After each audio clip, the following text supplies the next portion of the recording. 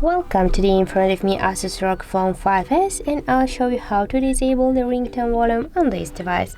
So we got the two ways. The second one is just go to the settings, here tap to the sounds and vibrations section, and here you will see just ringtone and notification panel, and just to disable the ringtone volume, swipe this blue dot with your finger to the left side, and that's the first way. And here also we got the second way, when you'll just be sure that your volume control here is just selected to the ringtone volume.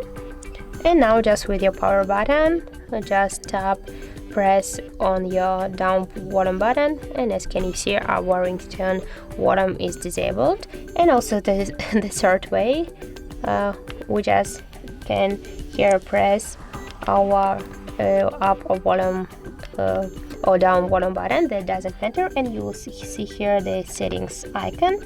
Just go to this icon, and here in the middle we got the ringtone volume panel, and just swipe with the finger to the down, and as can you see, we can disable our ringtone volume.